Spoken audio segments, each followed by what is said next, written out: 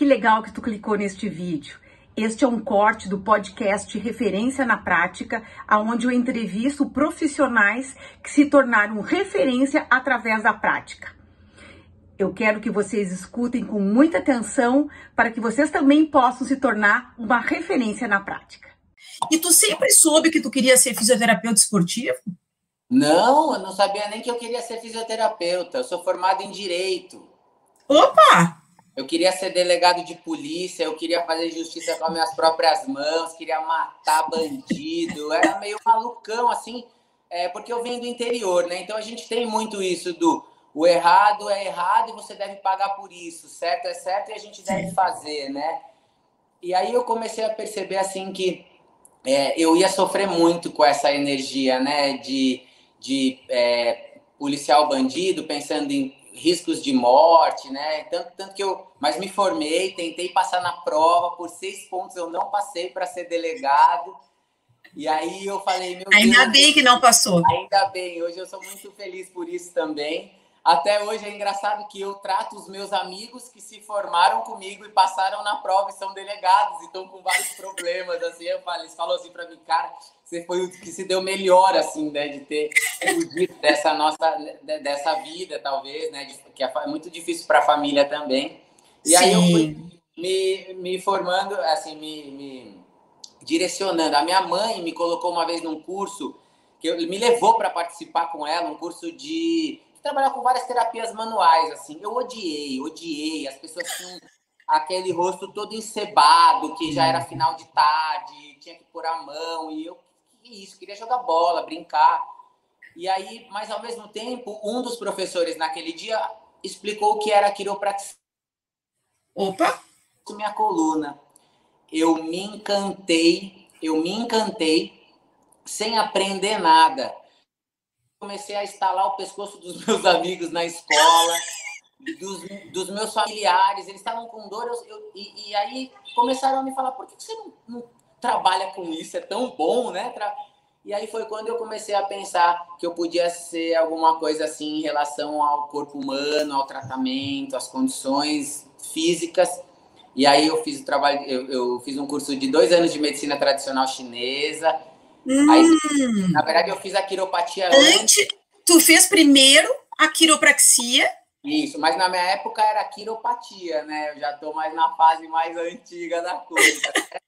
A época da quiropatia eu fiz com um japonês maluco, assim. O cara era maluco, só que ele tava indo embora pro Japão.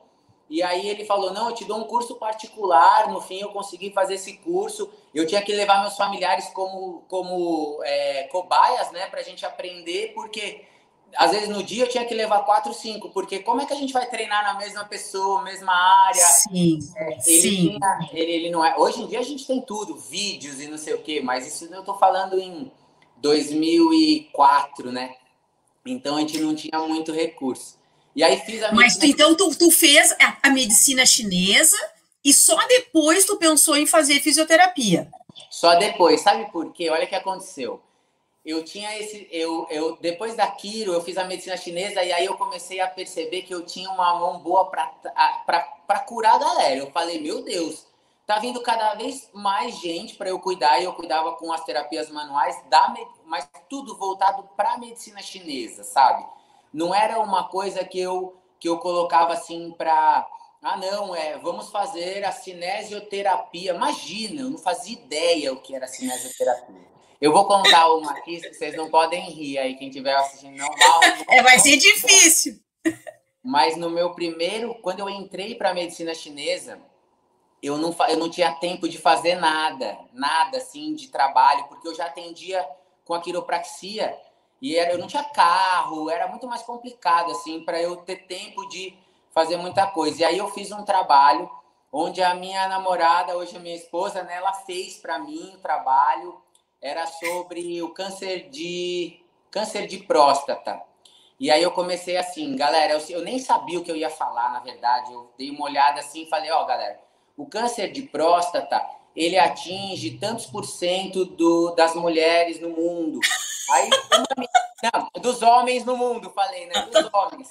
Aí a menina falou, como dos homens, as mulheres também têm próstata? Eu falei, então, Tem também, aí, não, aí, sabe? Aí, Silviane, eu passei a maior vergonha da minha vida, né? Aí foi dali que eu falei, ainda bem que na sala eram poucas pessoas, não tinha ninguém filmando. Então, não tinha rede social. Exato, então eu não sabia nada sobre fisiologia, sobre órgãos e vísceras, eu sabia sobre a ideia da medicina tradicional chinesa, que às vezes coloca a gente para uma condição assim de que o estômago é calor, mas o que o estômago faz? O que é o suco gástrico? Por que ele é produzido? Desde quando ele começa a ser produzido? Eu não sabia nada disso, né? E aí eu fui conhecendo, fui gostando de várias coisas, fui gostando. Aí eu percebi que eu precisava fazer a fisioterapia, porque mesmo formado em medicina tradicional chinesa e em quiropatia, eu não era nada no mercado. Eu não era nada. Eu era um Zé Nada no mercado. Porque que médico que vai indicar para fazer um tratamento com um cara que chamam de Júnior, trabalha de bermuda e é terapeuta chinês? Porque ser terapeuta é muito fácil, né? O que é terapeuta? É quem cuida de alguma coisa. Então, assim, quem faz reiki é terapeuta, quem faz... E aí, como é que eu ia chegar nessa turma, né? Nessa minha linha que eu gostaria de trabalhar? E aí foi quando eu falei, bom, eu vou fazer a fisioterapia. Ah, mas aí eu estourei, assim. Eu nem dava conta, assim, ó. Eu não podia... Tinha gente querendo fazer físio comigo. Antes de eu acabar a fisioterapia na faculdade, eu falava, eu nem posso fazer. E aí eu falava, meu Deus do céu. Então, assim, eu falava, eu tenho uma pérola na minha mão. Alguma coisa eu tenho, porque as pessoas vinham de longe para tratar comigo. E eu não era fisioterapeuta. Era muito legal. Olha que coisa importante isso que tu tá falando. Isso aí é assim, ó, se nasce com um dom. E a gente tem que respeitar esse dom. Tu nasceu com o dom. Exato. Aquela primeira pessoa lá já sabia que as tuas mãos poderiam ajudar pessoas. E a gente tem que respeitar esse dom para poder ser feliz e poder caminhar melhor, né?